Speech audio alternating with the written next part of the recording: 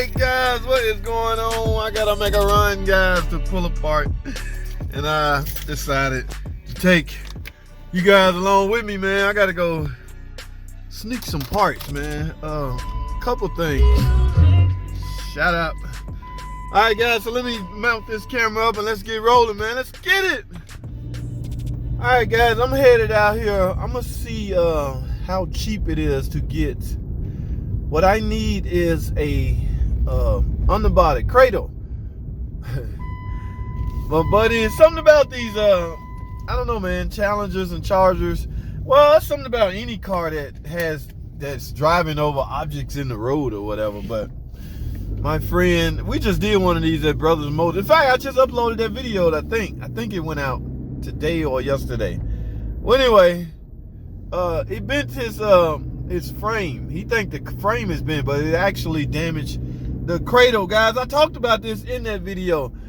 Some things it's okay if it's not OEM, okay? And a Cradle is one of them. It's just a piece of iron, steel. It's just a tool that's used to house the engine, guys. The engine from the frame. Okay, now you're gonna have a frame, you're gonna have a Cradle, you're gonna have an engine sitting in the Cradle. What's between the engine and the Cradle? Likely support mounts, engine mounts, motor mounts is what some people call them. Okay, but my point is, some things do not have to be brand new. Some parts do not have to be OEM brand new. Okay, yes guys, a lot of things out here you can get. It's okay to get used. Now this thing brand new, Mopar OEM at the dealer, like $700. Holy crap.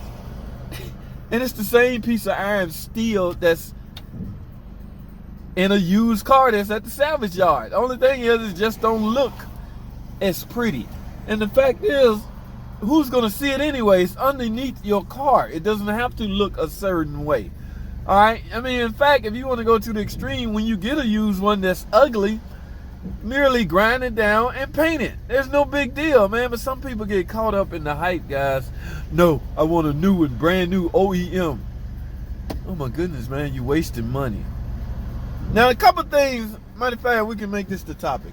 Here's parts you shouldn't get from the scrap yard to go on your car. Okay, top 3 parts you should not get from a salvage yard or a scrap yard to put in your car. All right, that's what we're gonna talk about. And we're gonna talk about after this red light turns green, guys. Hold tight. Let me go to a break right quick. All right, guys, the light is green. Top 3 parts you should not get from a salvage yard. That's just happened to be the place I'm headed to right now. And we're gonna focus in. We're gonna zone in on sensors. Now I know a lot of people like to grab used parts from a used salvage yard. It makes sense, right? Yes. The problem is some parts do not make sense. And to me, you just have to buckle down. I'd much rather you get a aftermarket new part than a used part off a used car. And what I'm talking about is sensors, guys. Let's zone in on a couple sensors. Yes, I've seen this with my own eyes. People out here grabbing O2 sensors off of salvage yard cars. Oh my goodness. O2 sensors, guys. What is the average cost of O2 sensor? I don't know, 60 bucks maybe. Now, I shouldn't belittle someone's finances because I'm not in their shoes. I might not understand their struggle. All right, so I will not do that. I apologize if I offended anybody. I will not belittle anyone's finance. Okay, now, but as far as chances you're taking, yes, you will be taking a huge chance dealing with oxygen sensor off of used cars. Number one, you don't know why the car is in the salvage yard in the first place. It could have been a blown engine and they decided in order to fix it will exceed the value of the car, so they might as well salvage it. They say if your engine blown or your engine, shot and blown, chances are your O2 sensor is no good. Imagine if it's burning oil or water. All that has to pass through the oxygen sensor. So you have, in essence, knocked a lot of life off those sensors. Okay? O2 sensors, that's one. Number 2, let's go to number 2. Ignition sensors, guys. What I mean by ignition sensors, every car has to have a way. Every modern car today, this day and age, it's computer controlled, computer operated, all right? Which means that computer needs to know where specific parts is on the engine. What I'm referring to is your crankshaft and your camshaft. Now, the way the computer can tell where these two components are located, or where they at and what they're doing and how they are rotating, they use sensors to detect this. And the sensors are merely called crank sensor and a cam sensor. Guys, these do not need to be used. All right, these have an important job to do. Its job is to tell the computer where it's cylinder 1, 2, and 3 on the crankshaft. I mean, as it relates to the crankshaft. So that crank sensor tells the computer this information.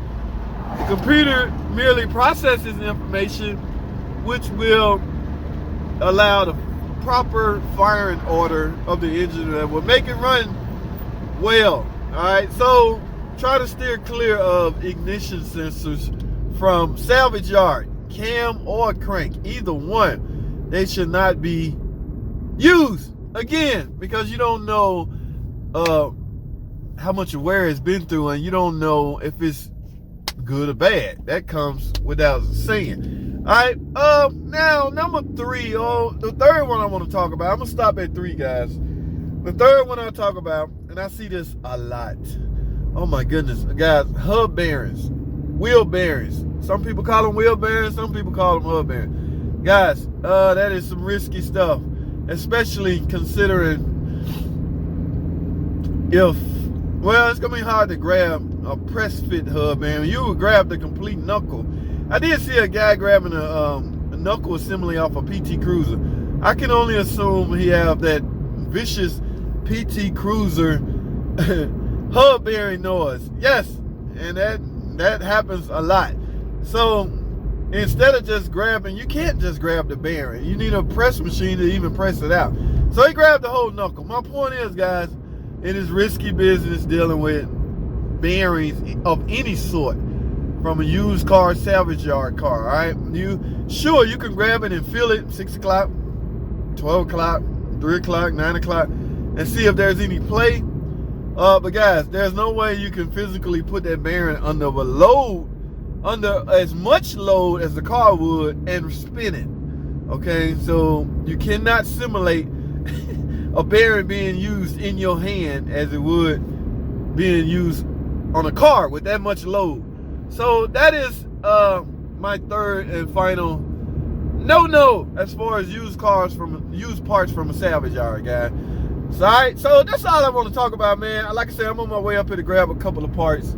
One in particular, guys, EGR valve and some more things off a Dodge Charger or a Challenger or either one. I need my friend have a problem. Most of my customers, guys, they don't have hardly any money, and I'm basically trying to help them. I have no problem with helping them up until a point where I have to physically do some work. Now, because I have to go out here anyway, I told her if I see one, I would grab one.